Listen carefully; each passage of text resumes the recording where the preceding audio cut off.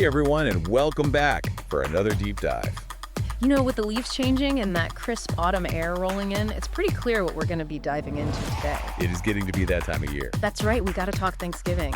But before you hit that skip button, thinking this is just another history lesson about pilgrims and pumpkin pie? Yeah. Trust me, we're going way deeper than your grandma's gravy boat on this one. Agreement noise. Whether you practically dream in stuffing and cranberry sauce or draw a blank after the Mayflower part, Right. this deep dive has something for you. Definitely. So let's get this Thanksgiving table set, shall we? When you picture Thanksgiving in your mind's eye, what's the first thing that pops up? Oh, that's an interesting question.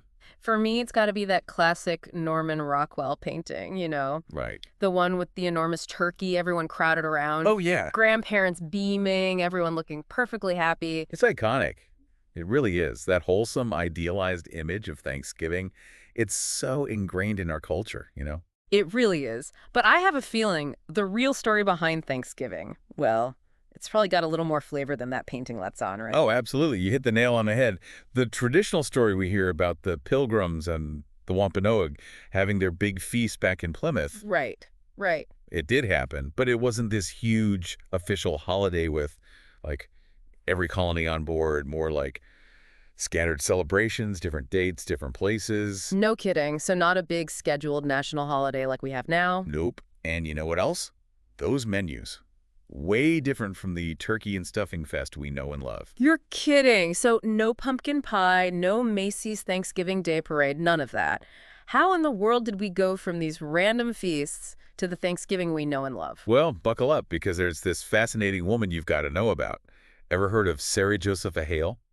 Can't say that I have. Ring any bells for you out there, listeners. Well, get this. She's basically the mother of Thanksgiving. The mother of Thanksgiving. This woman was a force of nature. I mean, she was a writer, an editor, and she spent decades, literally decades, fighting for a fixed national Thanksgiving holiday. Get out of here. Decades. That's dedication. No kidding. She wrote to politicians nonstop, even used her super popular magazine, Godey's Ladies Book, as a platform to promote the idea. Wow, she really was on a mission. So how did she finally convince everyone? Did they ever give this woman a break? Well, it took some time, but her persistence paid off. Right in the thick of the Civil War, 1863, President Lincoln declared Thanksgiving a national holiday. Wow, during the Civil War, you'd think there'd be other things on his plate. Right. But he believed in the unifying power of Thanksgiving, especially during a time when the nation was so divided. That adds such a powerful layer to it, doesn't it? This idea of Thanksgiving being about coming together, sharing gratitude, even when things are tough. Exactly. It's a really powerful sentiment. And that spirit of unity, of giving thanks and, coming together, it's still a huge part of Thanksgiving today. It really is. And I think that's where the whole giving back aspect comes in, right? Volunteering, donating to food banks, doing something kind for someone else. Absolutely. It all ties into that Thanksgiving spirit. You see it everywhere, especially around Thanksgiving. Food drives, charities delivering meals. People really step up. They really do. Makes you wonder, though, was giving always a part of Thanksgiving, or is that a newer thing? It's a bit of both. I Yeah. mean, charitable acts have always been associated with religious holidays, right? But Thanksgiving being the national day of thanks, well, it makes sense that people would want to express their gratitude beyond just the dinner table. That makes sense. When you feel thankful for what you've got, it's natural to want to share with others. Exactly.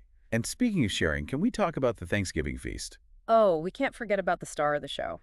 But I have a hunch those first Thanksgiving menus were a little different from what we're used to. Oh, you know it. Ditch the turkey and stuffing for a second, because we're talking venison, wild fowl, maybe even seafood, depending on where they were celebrating. You're kidding. No mashed potatoes or gravy either, I'm guessing? Nope. Think corn, squash, wild berries, real harvest fare. Wow. Talk about a taste of the past. I'm guessing pumpkin spice lattes weren't on the menu back then either, huh? Agreement noise. It's amazing how much our traditions, especially the food, have changed over the years. It really is. It's really incredible, isn't it? I mean, we started this deep dive thinking about Thanksgiving, this holiday we all know. Right.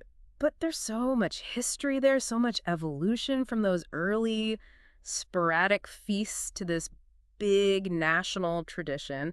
And of course, the food, evolved but still delicious. Absolutely. But at its heart, Thanksgiving is about gratitude. taking a moment to reflect, to appreciate what we have, and to give back to others. And that's something that resonates with everyone, don't you think? No matter where you come from or what your traditions are. You said it. It's a good reminder that gratitude is a language we all speak. So as you gather with loved ones this Thanksgiving, or maybe you're starting your own traditions, hold on to that feeling of gratitude. And hey, maybe try a little something different on the table this year. A little nod to those early Thanksgiving meals. That's a great idea. Thanks for diving in with us today, everyone. Yay. Until next time.